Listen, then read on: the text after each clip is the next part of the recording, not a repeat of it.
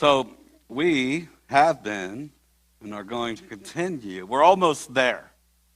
The shore is almost there. Keep swimming, guys. Right? So we've been talking quite a while now about the reality of the millennial kingdom and eternal rewards. And I know some of you have never heard messages on it before, or you've barely heard anything about it, and that's changed for you over the last several weeks. And it's good, right? A couple of weeks ago, I shared the story about a lady, Florence Chadwick, and I'm going to share it again because some of you weren't here a couple of weeks ago, and you don't know the story. So she's a long-distance swimmer. 1952, she was the first woman to swim across the English Channel both ways, and she actually broke the world's record both ways. And then she set out to swim from Santa Catalina Island off the coast of California to the coast of California. It's a 22-mile treacherous swim in the Pacific Ocean with ginormous waves, great white sharks, and all kinds of crazy stuff. It's a cold water current that goes through there, so visibility is like next to nothing. And her mother was in a boat beside of her. At one point, Florence Chadwick wanted to quit, and her mother said, "You're almost there, keep swimming." So she kept swimming, and then she quit. She finally quit and said, "Okay, get me out of the water. I can't go any further." It was a 22-mile swim.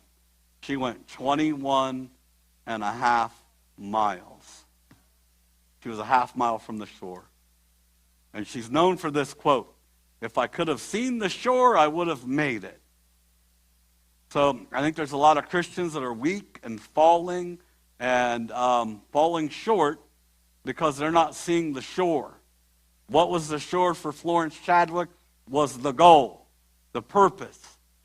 Jesus didn't just die for you to make you a nice person here on earth so you would go up into the clouds and float around and play a harp.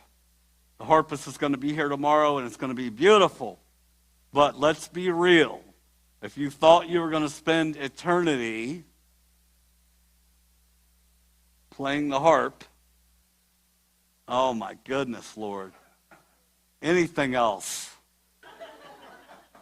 Right? It sounds boring.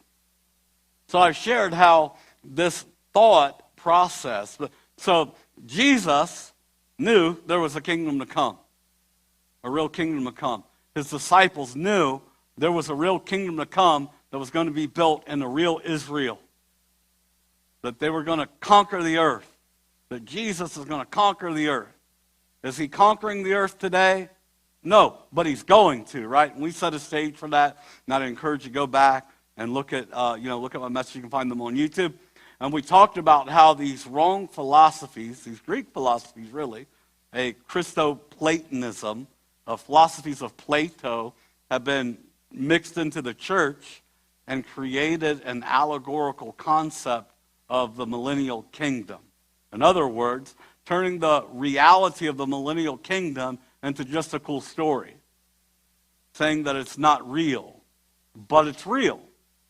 Why Jesus spent so much time talking about it and talking about rewards that you would earn in that time. He wasn't just saying something cool to inspire you. He was telling you the truth and reality to come to inspire you. And some of us have lost sight of that goal because of wrong doctrines and philosophies. And I've been over the several weeks telling you, I believe God is wanting me to shift that, at least here at Lion of Judah, and make it a reality to you about the kingdom to come and these eternal rewards. The millennial reign isn't just a cool story. It is a place where we're going to experience those rewards that Jesus talks so much about. I told you there are 25 to 30 chapters, depending on interpretation, concerning the kingdom to come. A real, literal kingdom through the entire scriptures. From the Tanakh, the prophets of old believed it. Jesus believed it. The disciples believed it. The Apostle Paul believed it. The first church believed it. That's why they were willing to give their lives completely and fully, literally even their lives because they knew there was something better to come. It wasn't just cool sounding, but it's real. Jesus said, even if you lose your life for me, you won't die. Even if you die, you won't die. Because there is a real resurrection with a real resurrected body on a real new earth and a real new heaven and a real new Jerusalem and a real new kingdom to come, and it won't know any end. And when you realize this will be like nothing here. Like I've been saying, this is a 78-year apprenticeship if you're blessed. Some of us are a little more blessed than the 70 or 80 years, but this is just to prepare you for the thing to come. So Jesus didn't just die to make you a nice person here on earth. He didn't die just to get you into heaven to float around. And actually, if you read Revelation 22, and maybe we'll go there at some point, you'll see that heaven comes to earth. It says that God comes to dwell where man is, not man where God is. God is the king and the maker and creator. He's the God of the heavens and the earth.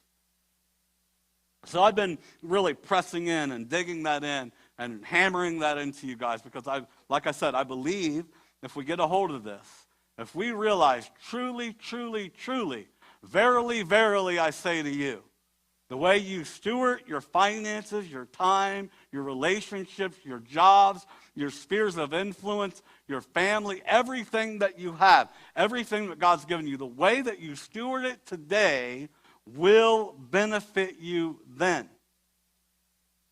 This prosperity thing that's crept over our church, and we're just looking to incorporate Jesus.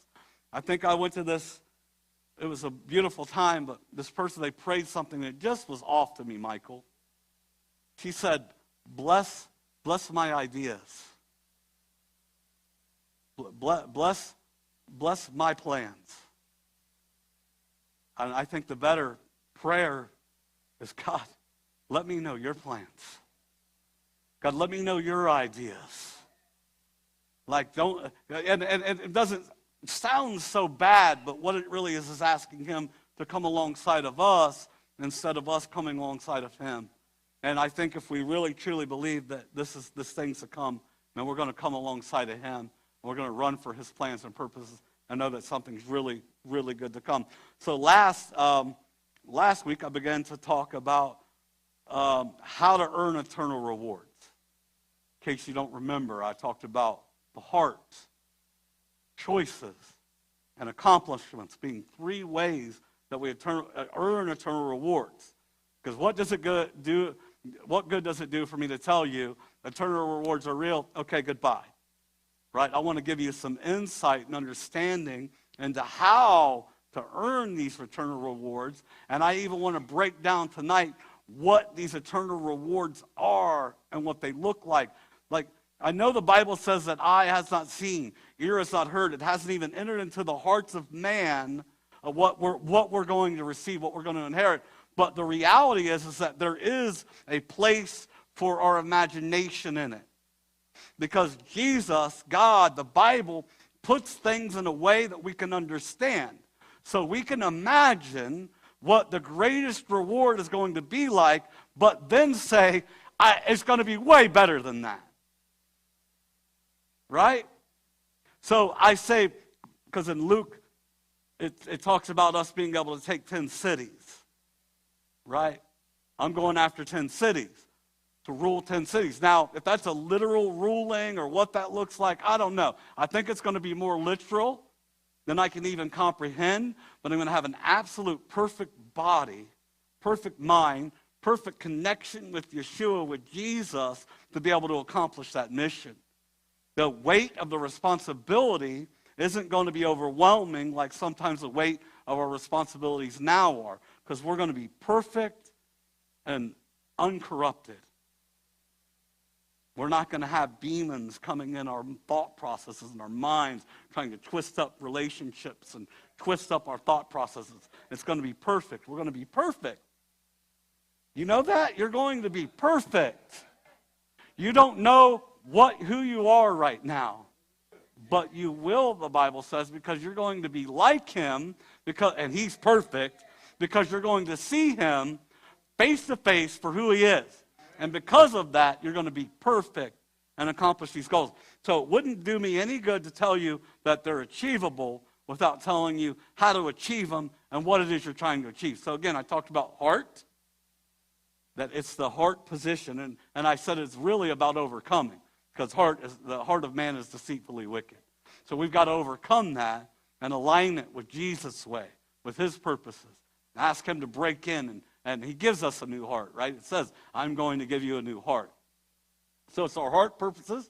It's the choices that we make, right? You fed me. You clothed me. When I was hungry, you visited me in prison. When did we do that? When you did it to the least of these. When you make the right choices. When you make the right choices. When you're in some new agey place and you decide, okay, I'm going to speak up. And I'm going to share true peace with them. Or when you see the guy on the street corner and you're like, I'm going to give this guy $10? Really? He's just going to go buy drugs with it. But if God told you to do it, choose the right thing. And we're weak and we make mistakes. Sometimes it's better to err on the side of the blessing, right? So, yeah, we talked about that. Accomplishments. Yes, there are accomplishments that can be in your selfish ambition. So we want to be walking according to the will. We don't want to ask God to bless our plans. We want to know what his plans are so we can go after those things, right? Because if we're going after his things, and just because it's a desire for greatness in you doesn't mean God hasn't planted it there. Because he very well may have planted it there. Because there's some great men and women of God doing great things because God's planted it in their heart. Nowadays, we've got a lot of social media advancement ministries, and they figured out the algorithm, and they get a really good following because they know. And I'm not saying all that's bad, but I'm saying you could use your own selfish ambitions and grow things. Because Jesus said, whoever does the will of my Father will enter in. And then he said, many on that day will say to me, Lord, Lord, didn't we do these things in your name? So I talked about it being with him, following him, and because of him, right? Accomplishments are important. But again, now I want to spend a little bit of time because, wow, I talked a lot just going back over it, right? I was planning on pushing through this tonight, Denny. I don't think I'm going to make it. That's all right, though, right? It's good. But, yeah. So we might have a couple more weeks of this. There's so much, like honestly, guys, 25 to 30 chapters, depending on interpretation, about the kingdom to come. Jesus spoke 40 times in 4 Gospels about eternal rewards, 9 times just in the Beatitudes. There are 11 scriptures. 9 times about eternal rewards. So what I've done in a few weeks is barely scratched the surface. I could have been like Rabbi with the Song of Solomon and spending 52 weeks on this. But, who knows? I'm not saying I'm not going to, because the Lord does what the Lord wants, and I want to just be in his will. So it's good. But I want to talk. So what I want to look at tonight, because I've been saying this, and if we don't believe this truth, then we won't believe that eternal rewards could be real and that what you do matters, right? So I want to talk about different levels of eternal rewards. Listen, there's going to be different levels. And we're going to walk through some scriptures. Not all of them, because there's tons of them, but a few of them. Listen, there will be different levels of glory depending on your response, your heart, and relationship. We won't be repaid equally, but it'll be fair. It won't be equal, but it'll be fair. Jesus said in Revelation 22, verse 12, one of the last things he said, Behold, I come quickly to render my reward to every man, according to what he's done, good or bad, according to what he's done. So what you do matters. I mean, praise God for those of us who are in the Lamb, written in the Lamb's Book of Life, it's going to be good things. But some of us that made some of the wrong choices or didn't do, or we chose at times to entertain ourselves or not to steward things well, or, to walk in our own selfish will and ambition, we're going to suffer loss. That's in the Bible. Paul said you're going to suffer loss. Everything that you do is going to be measured by fire. Things that were built with wood, straw, and stubble will be burnt up. He's speaking to believers. Things that were built with precious metals and stones and gems will be saved. Now you'll be saved, Paul says, as by fire. So I'm not talking about salvation. That's a free gift. But what you do with it can earn you something. And I'm not talking about earning your salvation. I hope you hear the difference. But again, we're talking about different levels of glory. Fair, but not equal. Yeshua is the most fair judge on the planet. So let's get into some scriptures on the board here, maybe. Oh, there we go. Thank you for standing for the honor of the word here. So this is Matthew chapter 5. I love this. I could just spend all day on verse 17, but I'm not going to. We're going to move beyond it. Jesus said, "Do not think that I came to abolish the law or the prophets. I did not come to abolish, but to fulfill." Crazy. It's right there, right? Plain as day. Jesus didn't come to abolish it. He came to fill it up with meaning. And a even better interpretation to fulfill is to interpret it correctly. He came to interpret it correctly for us. "For truly I say to you, until heaven and earth pass away, not the smallest letter or stroke shall pass from the law until all is accomplished.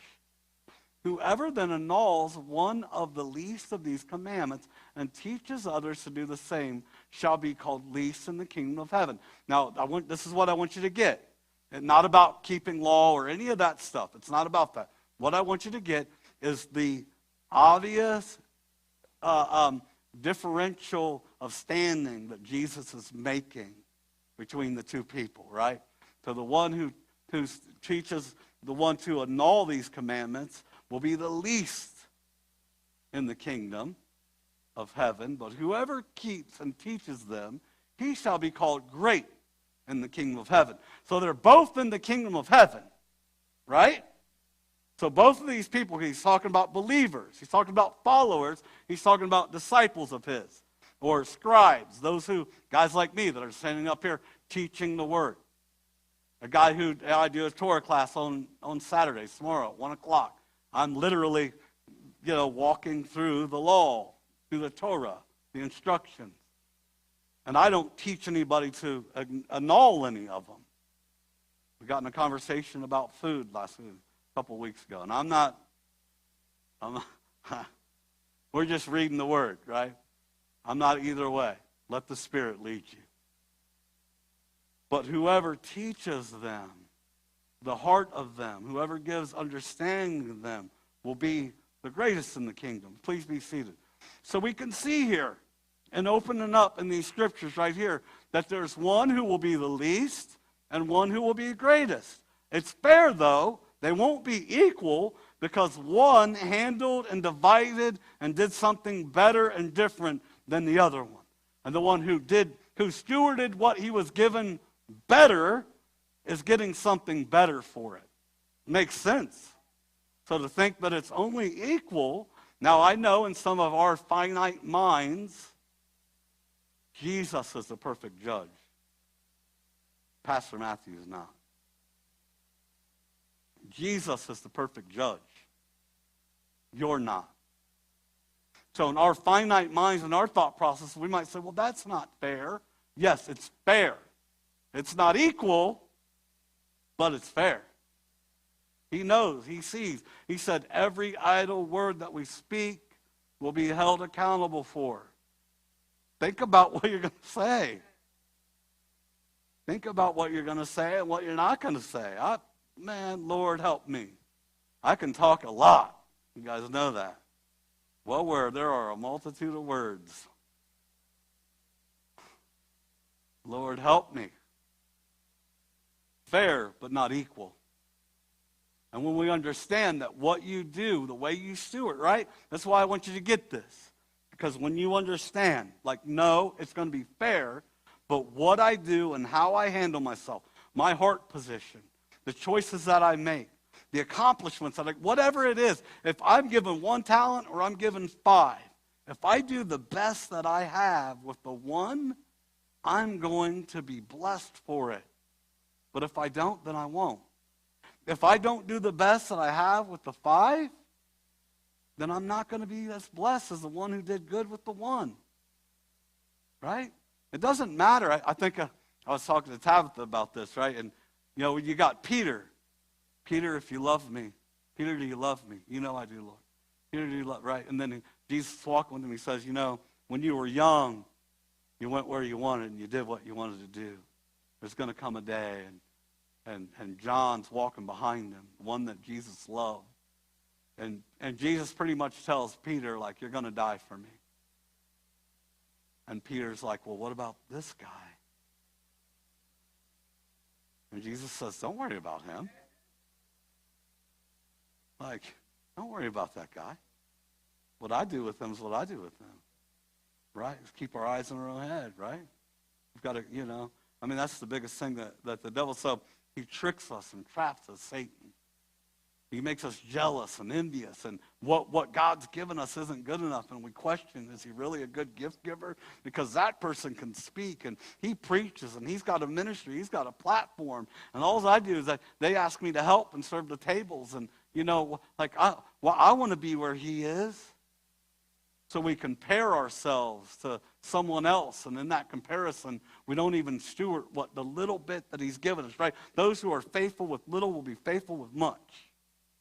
And when we understand, the point is when we understand that there is a level, and it's not according, it's not according to what you were given. It's according to how you handle what you were given. Let me make that clear.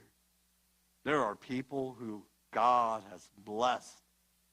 There are just amazing, talented artists on this planet that have chose to use the gift that God gave them for the wrong purposes and reasons. There won't be a blessing for them for it. They receive their blessing here on earth.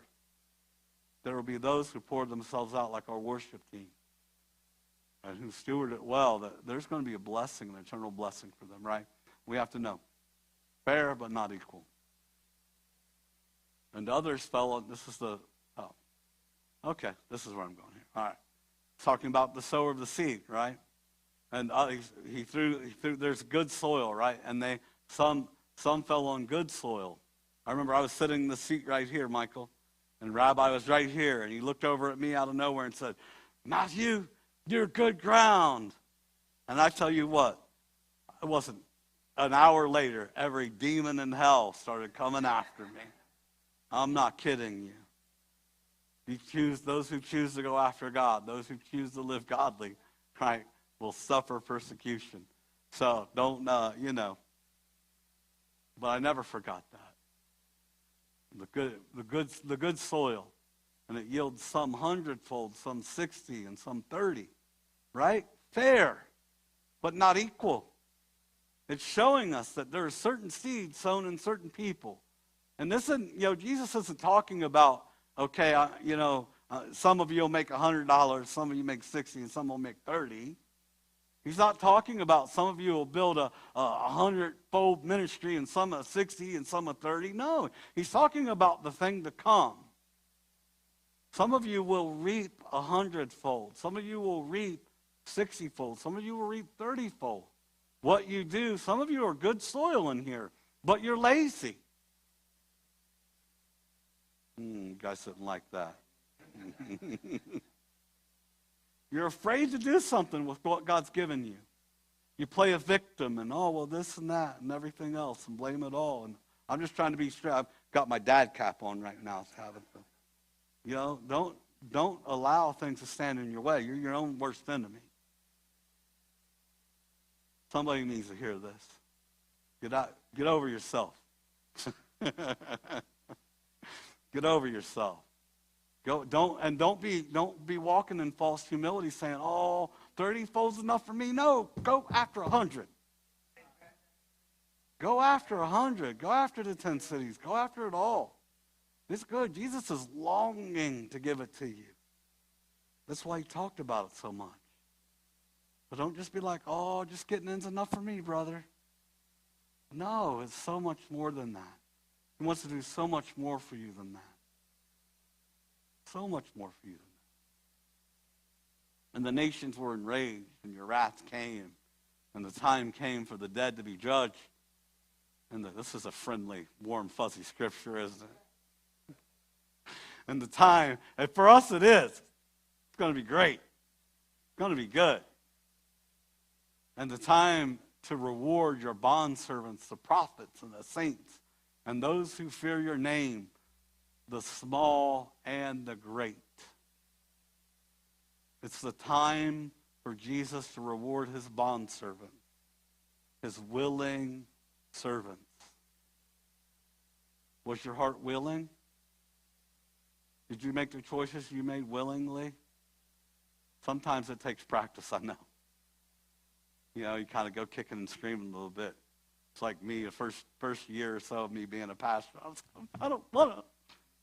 You know, it took a minute. Now I'm like, man, no, this is what God's got for me. This is amazing. I get to see God use me to build up, encourage, and strengthen people. Like I get to see God use me to like really produce fruit and fruit that's remaining. And it's awesome. It's incredible. And, you know, through the shift of my perspective, doors are starting to open up. Opportunities are starting to happen. I've finally come to the place where I'm stewarding the little well, and he's giving me more. I'm blessed by it. So I get it. Sometimes it takes some practice to get our heart in the right place. Get our desires molded and shaped. And maybe some of us had 30 years or 40 years of living one way. But I love, you know, today is the day. Today is the day you can repent, turn, change. And what happened for those 20, 30 years doesn't matter. It will take some time to renew yourself, renew your thought processes, but work in it. Because again, the reality is there are going to be small and there are going to be great. And it's not by the measurement that we think. It's not by the Bill Gates and the, you know, poor man measurement. It's by the what did you do with what I gave you? What did you do with what I gave you? Did you steward it well? Or were you like the wicked slave that dug a hole and hid it? Or even though I only gave you one talent and your talent wasn't much, you know, the Mother Teresa. I'll be honest with you. So a lot of you guys know I ran the streets of Toledo for years, you know, sharing the gospel, passing out waters. It started out with a thing called peanut butter jellies and Jesus. I would make peanut butter sandwiches and throw a couple cookies in a bag and some bottled water. Me and my wife and maybe some other people would go with us. We'd go downtown and we would give somebody a peanut butter and jelly sandwich, a bottle of water, whatever, right? Well, the Lord gave me this vision of this homeless man in my morning time with the Lord. He gave me a vision. I saw this, and I knew exactly what he was saying. He was saying he wanted me to go minister to the homeless people. And I said, I want to do more than that, Lord. I want to do something bigger than that.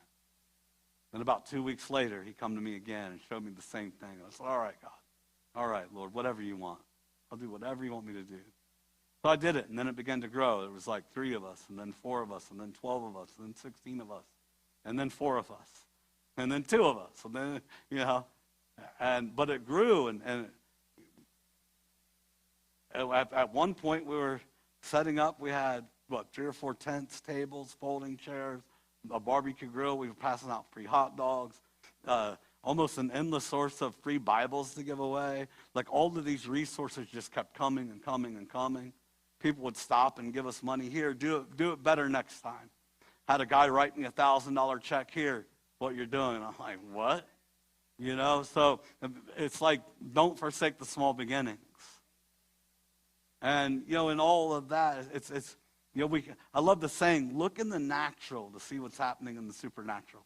So the way that you're doing this now, like the way I saw that grow is nothing. This really isn't nothing. I keep telling Tabitha, it's so easy to be wrangled in by our eyes and what we see in this world, right? The unseen is really the greater thing than what is seen. We can measure ourselves, by how many YouTube views that we get and how many somebody else gets, and it's like, man, sometimes I just want to throw that stuff in the trash can, Sherry. I want to just disconnect from it, But I do want it to be fruitful, and I know that it is touching other people in other places that aren't coming here, that can't make it here. But at the same breath, it gives me this place where I can get online and be like, I can't believe that was a really good message, and it's only got 20 views. But I keep asking God to correct my heart and not let it be about that. Because if it touched one person and changed one person, and they produce fruit, and and then they produce two people, and then that one, it's like by the time you're done, the fruit that you've produced is like, one day, we're going to enter the gates, or heaven's going to come to earth, whatever it all looks like. I just know that it's real. And there's going to be people like, I know what you did. And it's going to be awesome, right? It's going to be amazing. But listen, there's going to be different levels of glory. And I want you to hear me, because go after it, guys. What you do now is going to matter. Listen, the millennial kingdom to come, the new heaven, the new earth, all of that, it's real. And it's not just a cool story. It's a real thing where you're going to experience God's rewards for you. And his rewards for you are real. There are going to be different levels of glory. But it's fair.